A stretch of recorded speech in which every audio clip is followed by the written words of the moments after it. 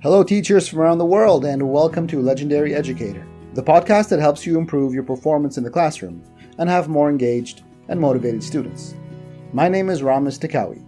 I'm a teacher and instructional coach, and I created this podcast because I'm passionate about education and about students achieving their highest potential.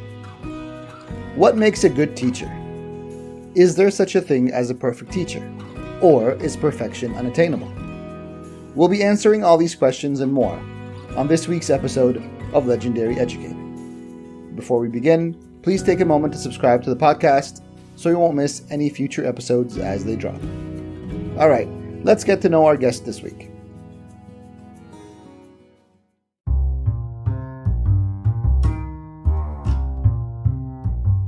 Hello there, my name is Steve Neal. My students call me Mr. Neal, and I am the head of student life as well as a DP business teacher at St. Jude's Academy in Ontario, Canada.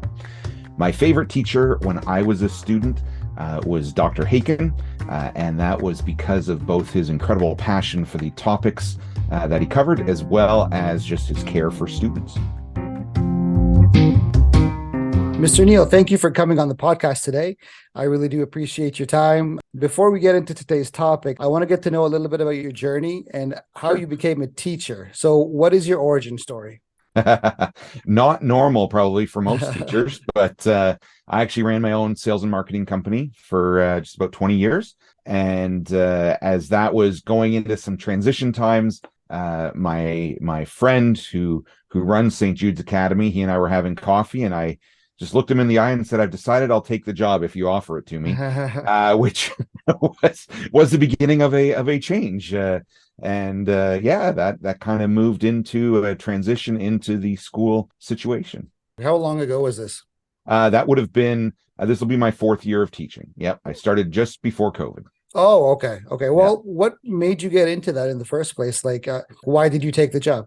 It's a fairly natural fit for me. I've always taught. From the time I graduated high school, I started working with junior high kids. From all through my adult life, I do a lot of public speaking. I do a lot of that kind of stuff. Teaching is just kind of part of in my nature. Although for the majority of life, it was kind of a backseat. Now it's just a little more primary. It was never on the radar, which is funny. My mom was a teacher. I've got lots of family that were teachers. Like, it would have been a natural thing, but I did slightly ponder university professor for a while when I was, in my early 20s. No, I just had a different direction I was going in, and I was happy on that road. But eventually, for one, I hit mid 40s, and I'm like, I need to do something different. And so, it fell together, I guess you could say. And it was just an easy and natural transition. Any regrets? Do you miss the corporate world? The corporate world is a very different world. And so would I say, do I miss it? No, but I definitely miss elements of it from time to time. Okay. Having to be at a school building from 8 a.m. until 4 p.m. Monday to Friday. I've never done that in life, being in the same place every day.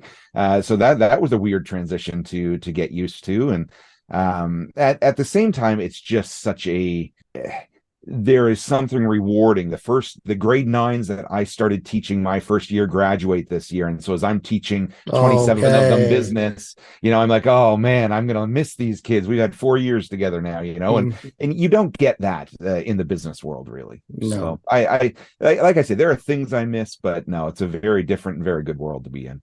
Amen. I do hear you. Amen. Okay. So a while back, I attended a brief PD with you, and as we had discussed before, something that you presented really stood out to me and has always been there until today, in the back of my mind. It is, something that you call the triangle of teaching. And This is what I want to get into today. So, can you explain that to us? What is the triangle of teaching? 3 characteristics of a good teacher, the triangle of teaching, we call it, which looks fantastic on screen. Because it is a nice equilateral triangle. It includes being organizational, it includes being relational, and it includes being knowledgeable. And in a perfect world, we would have an equilateral triangle that is our life of these things. But the reality of it, and why we spend a lot of time on this in PD, is because nobody's an equilateral triangle. Nobody has each of these things perfectly. And in fact, I would go so far as to say we would not want a team at our school where everybody was this perfect thing. We want the balancing act that has to happen among people. Some are incredibly organizational and incredibly relational, and they don't like to say it as teachers, but their knowledge level might actually be the lowest level for them. They don't feel like they really know their topic well, especially when you bring new teachers in and they're learning new courses, right?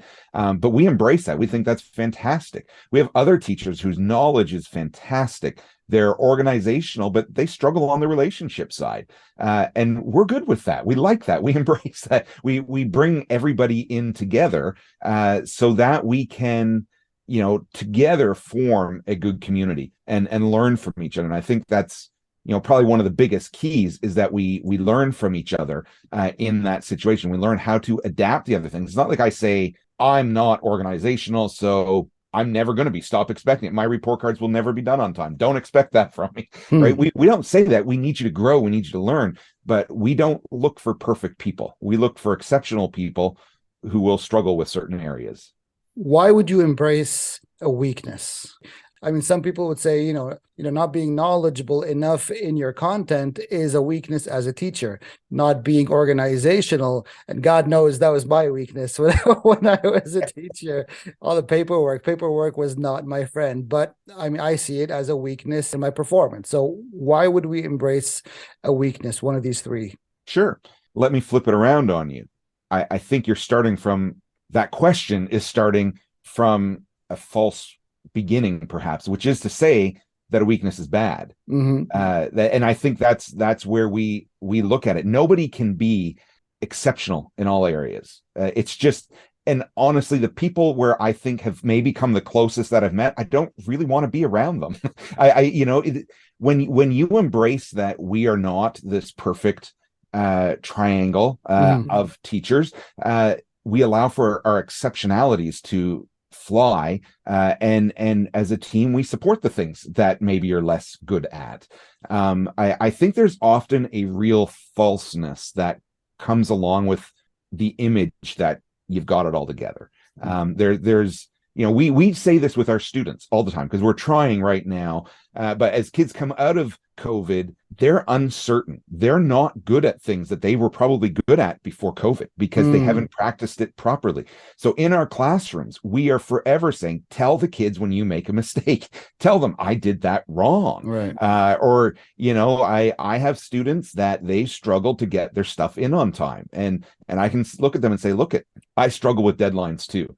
But there are some deadlines you can't go beyond, so we got to sort this out. We got to get it fixed because, you leave. I've got my grade 12s leaving in a couple of months. And I've been hounding them these last few months that the grace you're getting in high school is not there in university. You've got to figure this out, even if it's not what you're great at. You got to figure out a way to do it. And sometimes that just means working with other people, right, to make it happen. So. But let's take this one point because that was my weakness, right? If a student submits something late, or doesn't submit it at all, it needs reminding, etc., we naturally deduct points. We, naturally give consequences.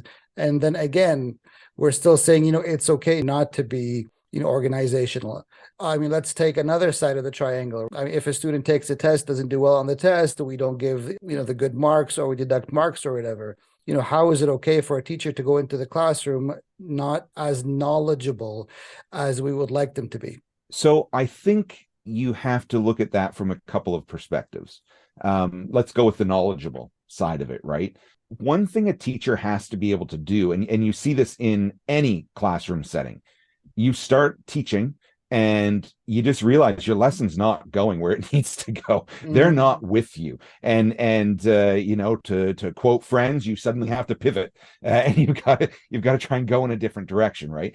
Part of being a teacher is that ability. I think when it comes to knowledge, sometimes, especially when you're a new teacher at a new school and they look at you, and I don't care whether you're a private school, a public school, because I've got lots of friends in the public system, and they're like, I remember the time I was just told you're teaching this course starting in September. Mm-hmm. And I don't know anything about that course. You have to, part of being a teacher, and I think it's part of what keeps people in teaching and pushes people out of teaching, is this ability to be able to accept that sometimes I just need to stay 2 weeks or 3 weeks ahead of my students. I've got to know more than them right now, and a belief in yourself that I can know more than them. And when I get through teaching this the first time, it'll be a breeze after that. I've got it after that.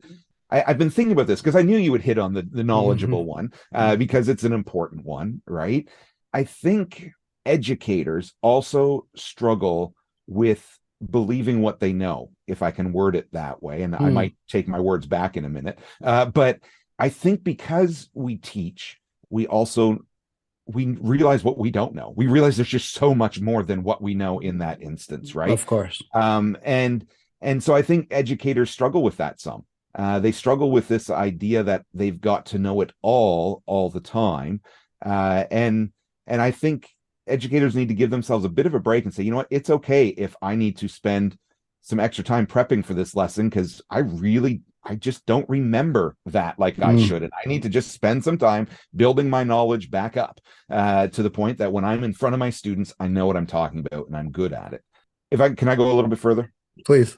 It goes back to what I said there about, my favorite teacher. I actually had three. I had three that were just so passionate about their topic.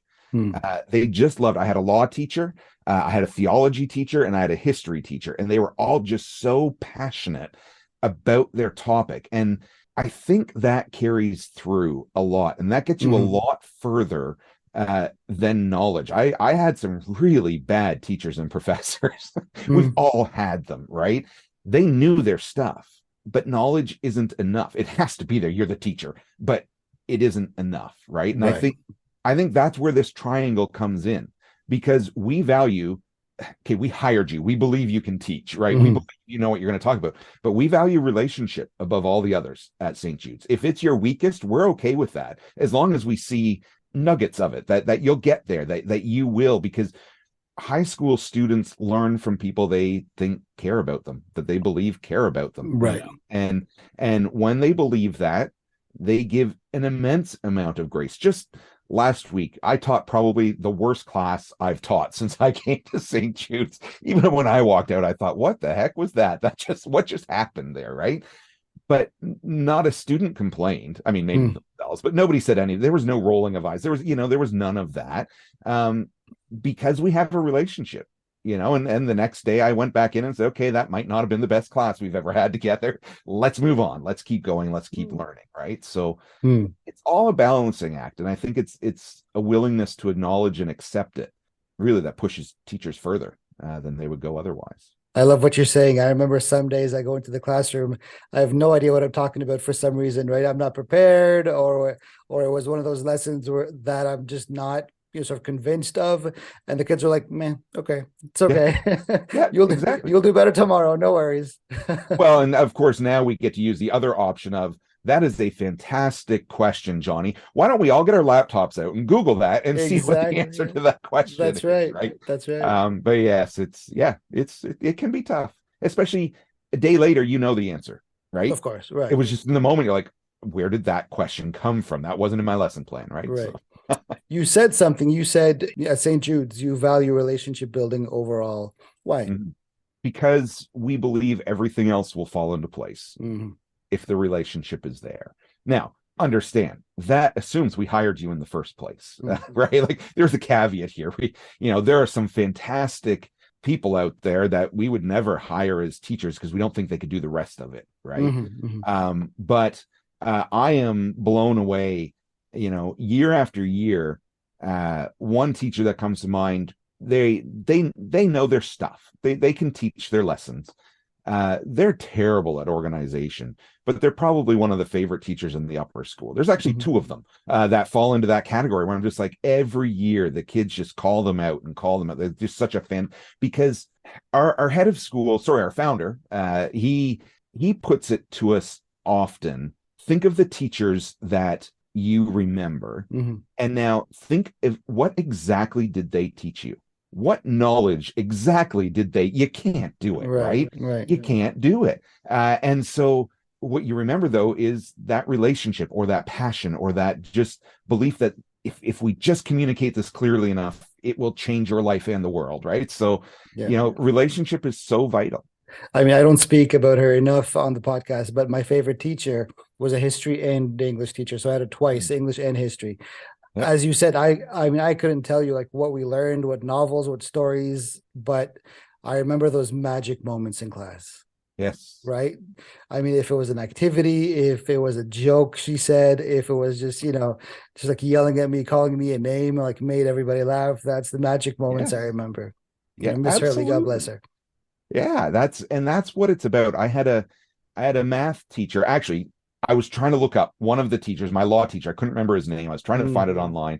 I had a grade 11 math teacher, and I just happened to notice his obituary came up when I was Oh looking for no. for teachers. And yeah, I mean, he lived a good long life, but I will never forget him because every student at some point in the year had their special day. Now, this was in the day of no PowerPoints. This was overhead projectors, and Yes. you wrote your The name on, transparencies. yes, the transparencies, and it would be today is Steve's Mhm. special day, and he had a Mhm. card for you where he said something good about you Oh in it, right? wow. And he just blew most teachers out of the water when it came to his ability to connect with students. But I've never ever forgotten that. Hmm. That was something he did, and he also read Dr. Zeus stories all the time. So I don't know. We did learn math too, though. It was advanced He was a mathematics. math teacher. Okay.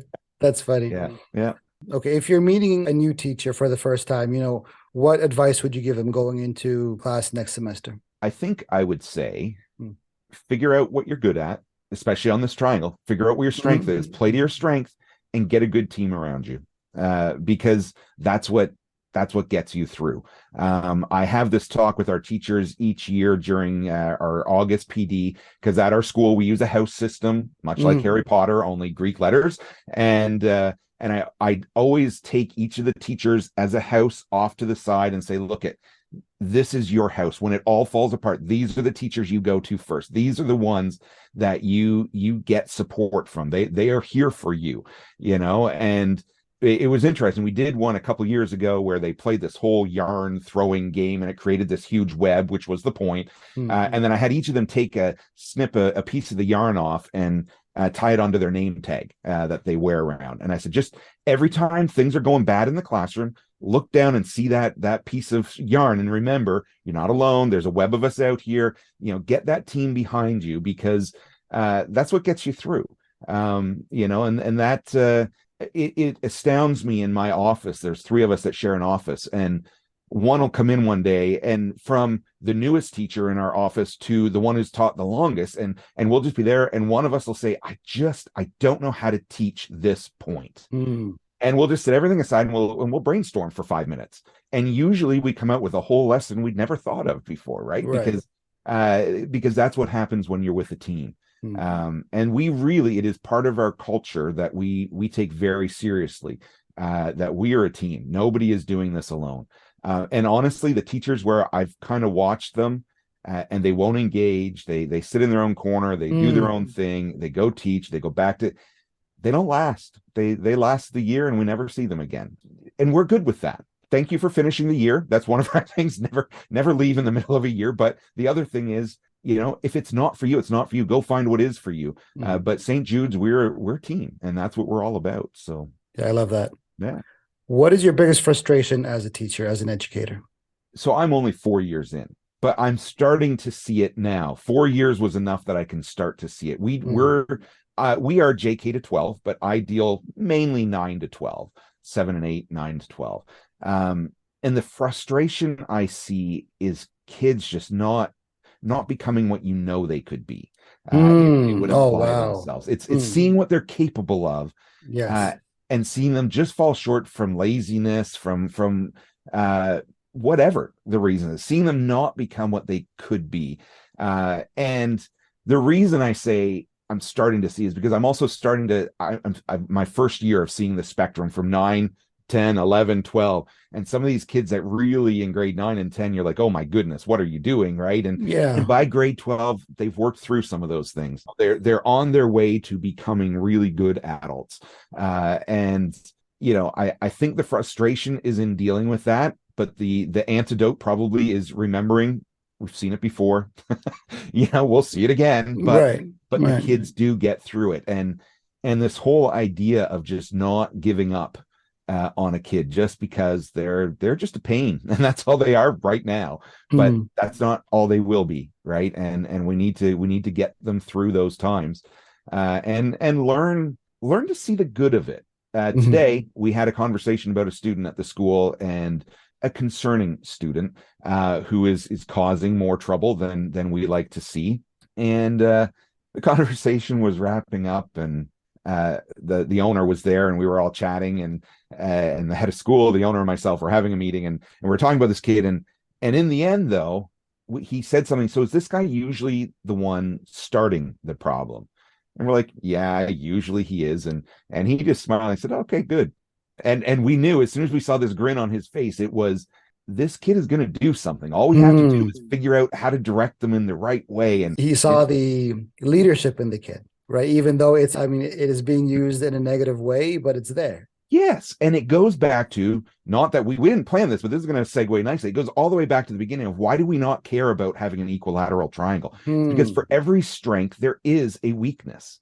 Somebody who is exceptionally relational is probably going to struggle organizationally. It's Right. probably going to be because they care more about you than they do the paperwork, My right? And mind is so, blown right now. That right, makes so so much sense. Yes. yes, but this is the thing with the kids too, is their strengths are at this point going to be their weaknesses often, because Yes. even the exceptionally smart kids, their brilliance is their weakness right now, because they don't know how to do anything but that.